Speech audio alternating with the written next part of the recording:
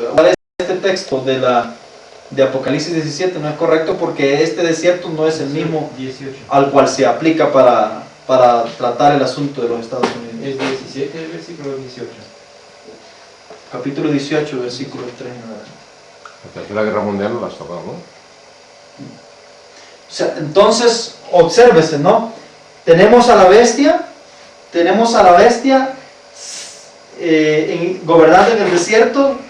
El ángel de Apocalipsis 18:1 le advierte a su pueblo que abandone el desierto, y obviamente para un lugar donde no hay pecado de Babilonia y donde no van a caer las plagas, porque de lo contrario no habría razón para decirle que abandone el lugar si al final de cuentas donde las está llevando van a caer plagas y se siguen practicando los pecados de Babilonia. Obviamente las está llevando para un lugar donde no hay ni pecados babilónicos y donde no hay plagas tampoco, es decir, donde no caerán plagas. Entonces es obvio de que para ese tiempo ya hay una tierra de Gosén antitípica preparada para guardarlos, blindarlos o protegerlos de las 7 postreras plagas que deben ser derramadas sobre la tierra. Pero esa no es una salida figurativa. No, porque las plagas son literales. Las plagas son literales, es decir, las 7 postreras plagas, la inspiración dice que son literales. Eso quiere decir de que la salida debe ser ¿qué? Debe ser literal. Abandonar el desierto debe ser literalmente, porque entonces las plagas literales que van a caer sobre todos los habitantes de ese desierto y van a destruir. Dios no puede garantizar, y Dios no garantiza la protección de ningún individuo que permanezca en el desierto cuando Él ha dado el anuncio de que deben abandonar el territorio donde Babilonia ha embriagado, de la cual es todo el desierto. Maranata en la página 195 dice: pero mientras Satanás obra mediante sus milagros mentirosos, se cumplirá el tiempo predicho en el Apocalipsis, y el ángel poderoso que ilumina la tierra con su gloria proclamará la caída de Babilonia y llamará a su pueblo a abandonarla. Nótese de que dice de que ese ángel que ilumina con su gloria proclama la caída de Babilonia. Esta es la caída de la Babilonia como ciudad, ¿ya? Porque la Babilonia que cae en la historia es la ciudad de Babilonia, es decir, la que cayó en manos de los medos y los persas. Y en la tipología de ese término es que está tratando la inspiración. Es decir, la caída de Babilonia tiene que ver con la caída de todas las naciones bajo los severos juicios que Dios derrama sobre estas naciones por haberse embriagado de los pecados de Babilonia, por haberlos practicado y por haberse rehusado a abandonarla, aún cuando Dios ha dado la advertencia durante 1 hora parabólica. O sea que la gente, ¿cómo va a poder ir hasta la ladera fértil si no puede comprar ni vender, ni comprar un billete? Ahí donde viene, se repite el éxodo.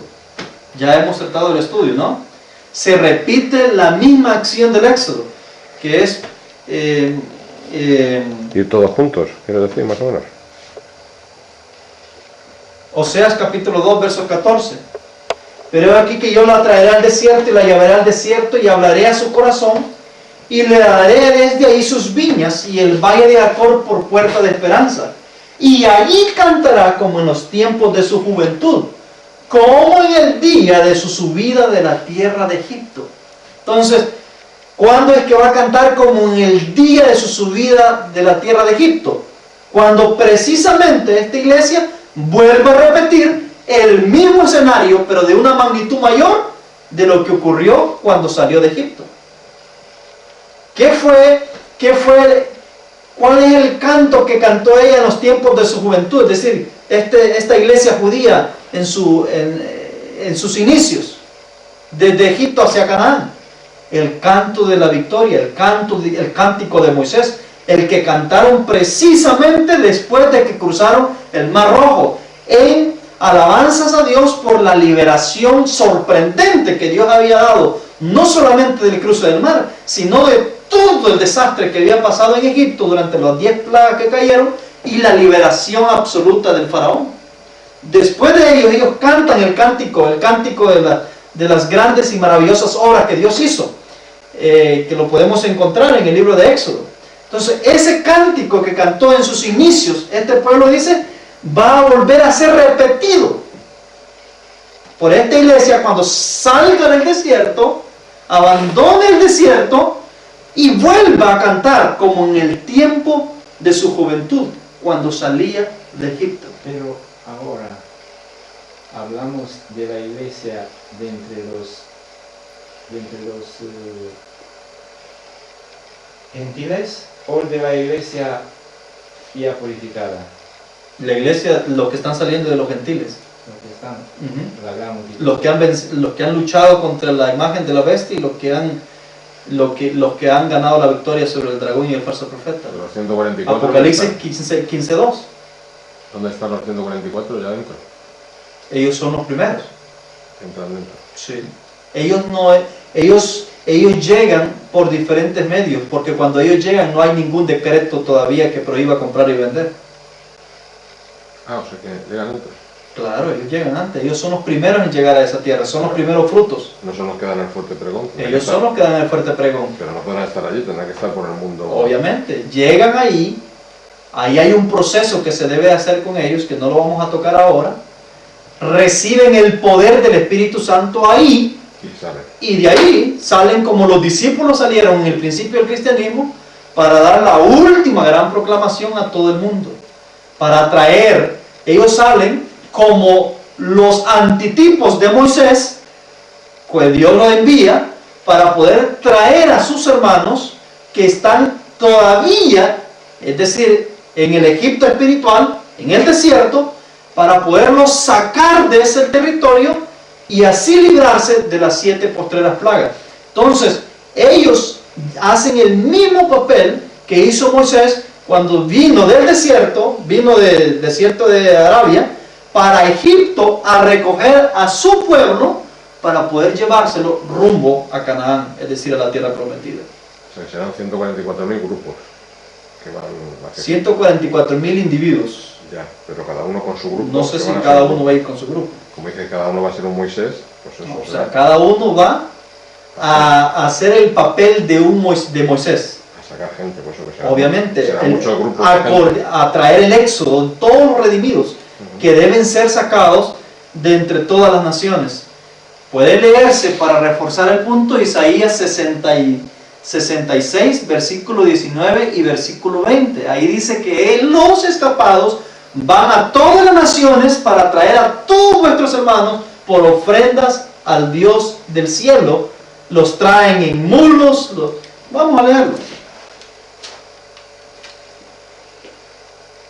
Pero eso es lo que te decía yo, que son muchos grupos, entonces. De toda la tierra. Claro, porque hay grupos de África, otros de Canadá, otros de De toda la Sudamérica, tierra. otros de... Es una liberación universal, de la cual el éxodo fue en miniatura el tipo de lo que pretende Dios hacer en mayor ya. Dice el versículo 19 del capítulo 66 de Isaías: y pondré entre ellos señal, y enviaré a los que escaparon de ellos a las naciones, a Tarsis, a Pul, Lud, que disparan arco, Tubal, Javán. Estas naciones que está haciendo mención aquí eran las naciones más lejanas de la época del profeta, y están siendo mencionadas para identificar que los que escapan son enviados a los territorios más remotos de la tierra. ¿Con qué propósito? Dice: y a las islas apartadas que no oyeron de mí, es decir, los territorios más lejanos y apartados, que estuvieron aislados y que no escucharon del Señor. Entonces dice: ni vieron mi gloria, y publicarán mi gloria entre los gentiles. Obviamente estos territorios son gentiles, porque ese es el propósito de ellos, publicar la gloria de Dios. Y dice, verso 20: y traerán a todos vuestros hermanos de entre todas las naciones por ofrenda al Señor, en caballos, en carros, en literas, en mulos, en camellos, a mi santo monte de Jerusalén. O sea, nótese que dice que ellos los traen, si usted se dio cuenta, los traen en puros instrumentos naturales. no en instrumentos tecnológicos. Los carros que está haciendo referencia ahí, eso eran las carretas, los carros que jalaban los caballos. ¿Por qué? ¿Por qué los traen en carros, en camellos? Hace referencia en todos los medios de transporte naturales que se conocían hasta ese momento. Porque sería lo que conocía en ese momento. No sabría que había aviones ni barcos. El problema es de que estos hermanos, cuando están siendo traídos, hay un decreto ya que no puede comprar ni vender. Entonces, los únicos instrumentos de la cual los redimidos se van a valer son de los instrumentos naturales que Dios ha creado en la tierra. En otras palabras, la gran multitud debe de pasar por un proceso de fe desde el trayecto de las tierras gentiles hasta la ladera fértil. Esa es la prueba de fe de ellos. Todos los hijos y súbditos del reino tienen que pasar una prueba de fe. Los 144,000 tienen que vivir una prueba de fe. Tienen que pasar un proceso. Yo creo que los 144,000 van a ser como Felipe, por ejemplo. Claro, ellos tendrán todas las facultades del cielo. Se lo llevó el Espíritu, llegó a... Sí. Ellos no tendrán problema porque su prueba ya habrá pasado. En ese tiempo no es la prueba de ellos. Así como Moisés.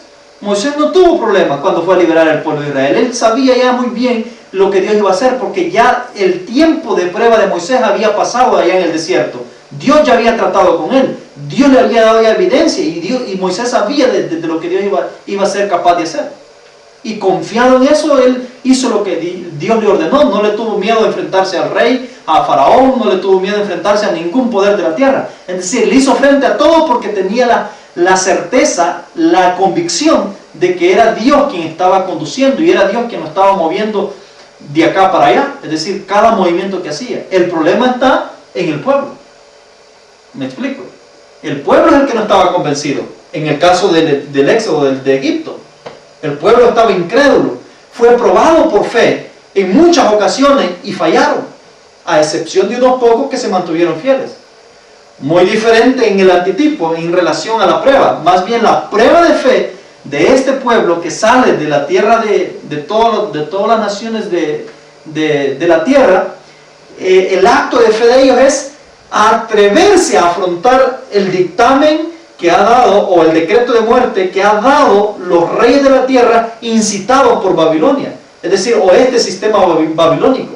El faraón de ellos es Babilonia, es esta mujer que ha dado un dictamen de muerte para todo aquel que no sigue el sistema que ella ha instaurado en todas las naciones.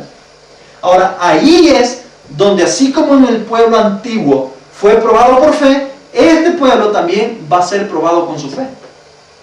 Es decir, el pueblo que está saliendo de Babilonia.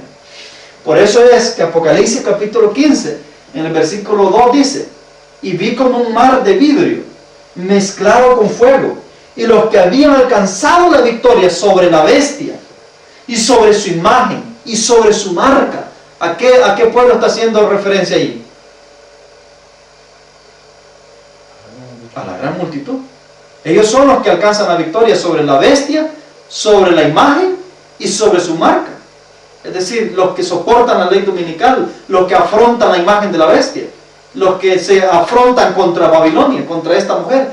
Ellos son, que es cierto de que Dios los va a auxiliar con los 144,000 y que a través de ellos, por escuchar el mensaje de ellos, así como el pueblo por escuchar el mensaje de Moisés, deciden abandonar Egipto, o más bien deciden abandonar Babilonia, es decir, las naciones babilónicas. Es verdad, pero deben dar ese paso por la pura convicción y la fe en el Señor, arriesgando aún su propia vida. A veces entrándome yo la cabeza un momento. Cuando están predicando los 144,000, está actuando también Satanás. Y está el reino establecido, que la gente verá que hay un reino ahí que pasa los reyes. Claro, porque para eso están siendo llamados, para ese reino. ¿Quiénes son los primeros en llegar a ese reino? ¿Con quién se instituyó? Los 144,000. Ellos recibieron el Espíritu Santo ahí. Ellos conocen el camino. Saben muy bien lo que Dios ha hecho ya. Así como Moisés sabía muy bien lo que Dios iba a hacer ya. Porque había tenido una experiencia ya con él. Lo había preparado. Es más, la historia dice de que Moisés fue llevado al desierto. Una de las preparaciones o razones por lo cual Dios lleva a Moisés al desierto es para conocer todo ese territorio donde Israel iba a pasar años más tarde, siendo guiados por él mismo.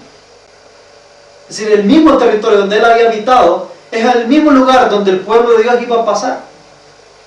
Y las plagas no caen hasta el último que entra de la gran multitud en el reino, ¿no? Hoy, seguro. Cuando entra el último ya empiezan a caer las plagas, ¿no? Es porque se acabó el tiempo de gracia. El número de los salvados está completo. Vale, vale. Entonces dice, y los que habían alcanzado la victoria sobre la bestia, sobre su imagen, sobre su marca y sobre su número de su nombre, en pie sobre el mar de vidrio teniendo las arpas de Dios. Y cantan el cántico de Moisés, siervo de Dios, y el cántico del Cordero diciendo, grandes y maravillosas son tus obras, Señor Todopoderoso, justos y verdaderos son tus caminos, Rey de los santos. ¿Por qué cantan ellos el cántico de Moisés?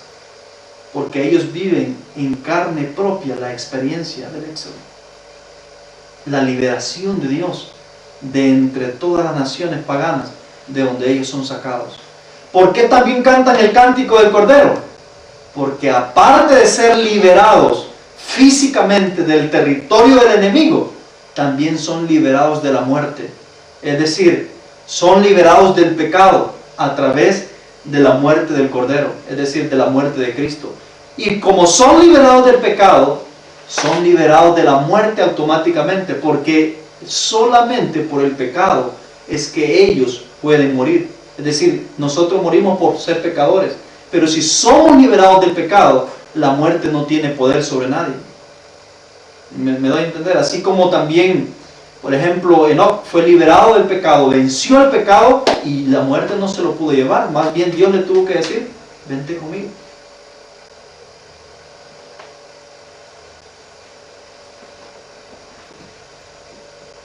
Muy difícil para mí. ¿Sabes por qué?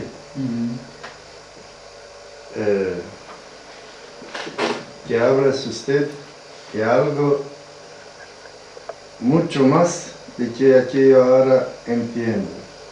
Mucho más. ¿Por qué?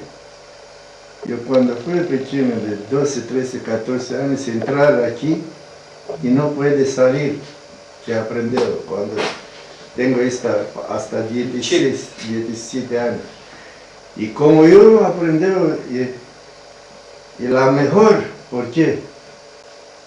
Dice así, cuando viene Cristo en el cielo, no viene a la tierra. Dice, todo el muerto y todo el que vive, un troclipo, ¿no sé? Es arrebatado al cielo.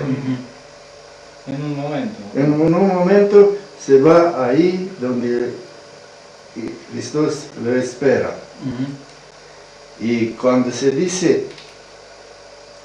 sales, pueblo mío, de ahí de Babilonia, todo que tiene fe sale de grandes ciudades comunes y se va a la montaña y espera porque esté muy poco tiempo y nadie, y los ángeles vienen y nadie no le hace nada porque son guardas de ángeles ahí en la montaña donde está. Y es verdad, los protegen. Por eso es que no los matan. Lo protege ahí. Y cuando viene Cristo, todo se va, en otro momento se va ahí. Y ahora viene usted. Pero mira, un momento. Hemos tenido los estudios bíblicos anteriores, no estos. Y ahí ponía, dice, cuando Cristo viene, todos los muertos van a resucitar. Y el ángel hace con la trompeta, ¿no sé? Van a resucitar. Dice, y Cristo manda a los ángeles para juntarlos en el tiempo que los vivos son juntados. Ha dicho en nota del estudio bíblico. Escucha, tú lo has aprendido, eso que has aprendido lo dice el Espíritu de Profecía. La hermana Juana que lo explica. Sí. Lo que tu trabajo y mi trabajo es nada más armonizar cuándo es que se tiene en cumplimiento esas escrituras. Sí, y otra cosa. Porque se va a cumplir, porque un profeta lo dijo, se va a cumplir. Y otra cosa. Y el Renoy dice igual. Cuando viene Cristo primera vez, todo el limpio en un momento se va con él y viene el fuego y todo el mundo se arde. ¿Cómo se dice? Cuando viene Cristo por segunda vez. No, primera vez. Ah, por primera vez. No por primera vez, por primera vez ha venido. Vale, segunda vez, no, tercera vez se dice ahora, pero tercera vez yo aprendí cuando fui pequeño, viene con su ciudad y todo la tierra es limpia, 1000 años, no, el pie de pecador no está en esta tierra. Y ahora vienen los adventistas y ahora usted dice, después de 1000 años, el Satana viene y hace... Vamos a verlo, ¿quién lo dice? Porque ahí viene ya en la sección esta. Sí, yo sé, dice, porque yo digo que aprendí yo. Y algo mejor en mi cabeza, porque 1000 años se necesita esta tierra repausar. Creo yo. Vamos a ver el proceso después de los 1000 años también. Sí, mañana. Mañana es que vamos a ver ya ese proceso. ¿Qué? Dice Maranata, página 195.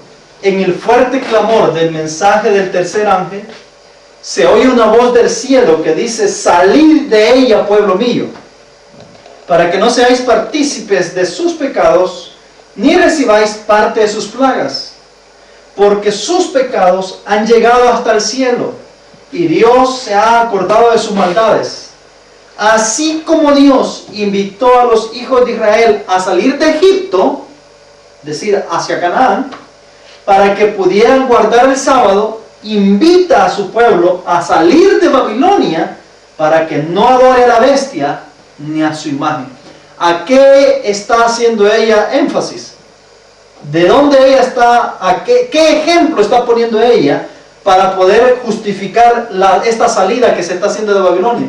Precisamente la salida de Israel de Egipto. Es decir, precisamente apela al éxodo, cuando Dios llama a Israel de Egipto para que guarden el sábado correctamente. De la misma manera, Dios hace ese llamado a salir de Babilonia para poder obedecer el sábado de la manera como Dios ha indicado. Dado que en las tierras gentiles es difícil ese proceso.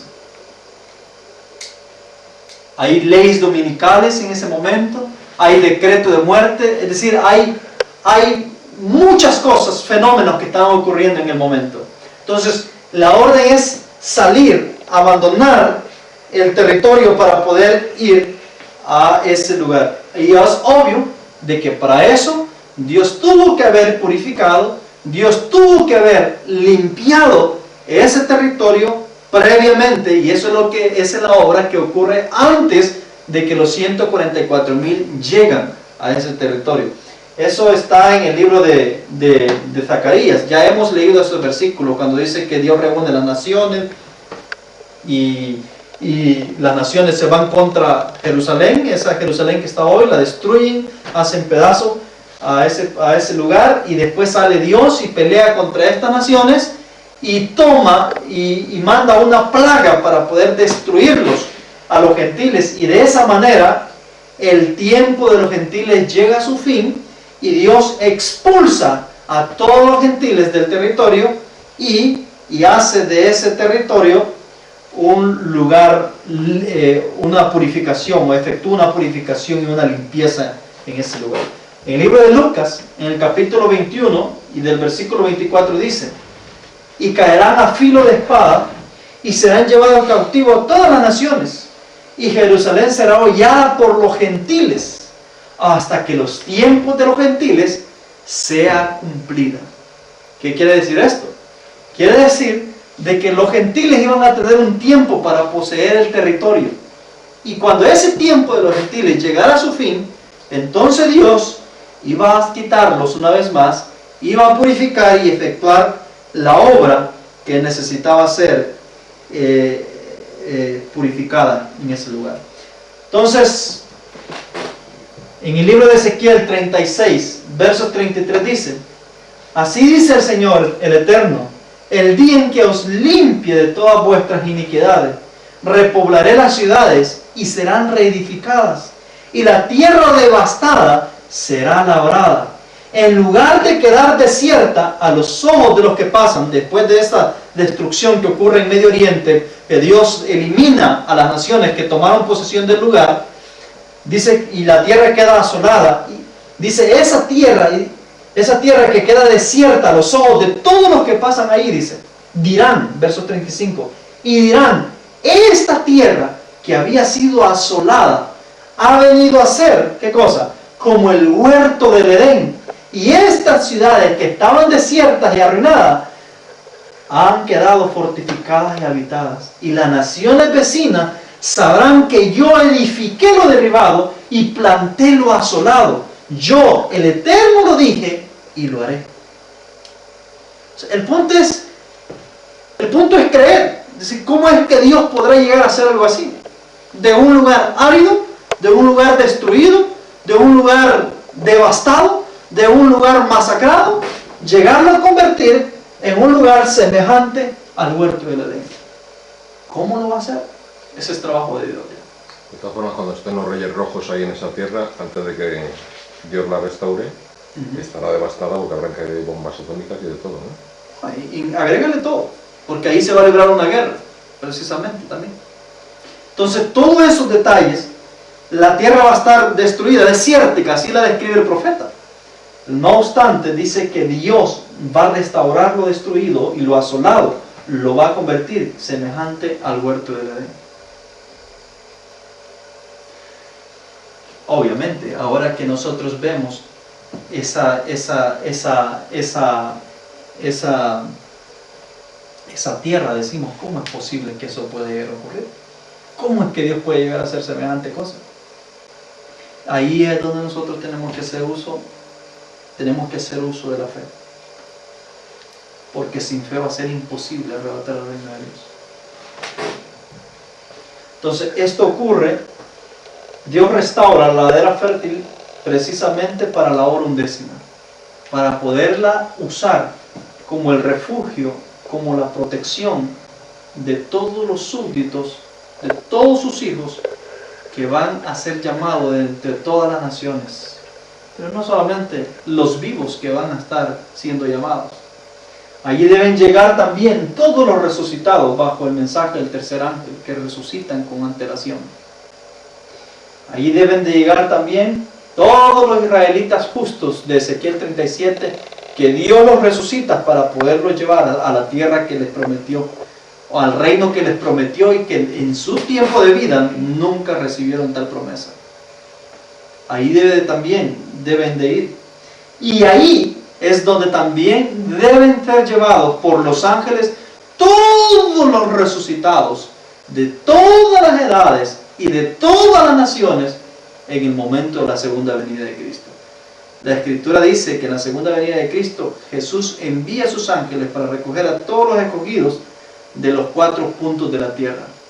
Pero esos escogidos son todos los resucitados justos que fueron escogidos desde el principio del mundo y que están resucitando en el evento de la segunda venida de Cristo, y deben ser recogidos de toda la tierra para irse a encontrar con Jesús en el aire, en los aires de la cumbre del monte de los olivos, que es donde Él llega, es decir, el epicentro de la segunda venida de Cristo. O sea que primero lo recogen, lo llevan ahí y luego ya se arrebatan para arriba. De ahí es donde sale la partida hacia el cielo, de ese punto de la tierra, de ese punto del planeta. Y ahí es donde se cumple la palabra donde dijo: a este Jesús que habéis visto ir, de la misma manera volverá. ¿Qué pasa con la tierra? ¿Eh? Con la ladera fértil, ¿qué pasa? Ese es un misterio, no te podría decir qué pasa. y con el jardín de Edén, ¿qué ha pasado? Nadie no sabe. Es un Sí, misterio. la hermana White dice, fue levantado de la tierra. Sí, Se llevó pero lo llevó al el cielo. mundo que vivimos aquí, nadie no sabe. ¿Dónde? Aquí escribe que fue una tierra, un jardín muy bonito. Claro. Ahora, ¿qué va a pasar con el rey, con ese territorio? Son datos pormenores que solo Dios en realidad en su providencia sabe. ¿Que tiene él poder para levantarlo y llevárselo? Sí, pues si se llevó al jardín del Edén, que era prácticamente el mismo territorio, lo puede hacer. Pero ese asunto ya que Dios lo manifestará en su momento. Nosotros queremos saber todo, Vamos. pero poco a poco hacer. No, es mucho difícil para quien no cree en profeta Hunter, no necesita leer esto. Primero necesitas de tu mente de trabajar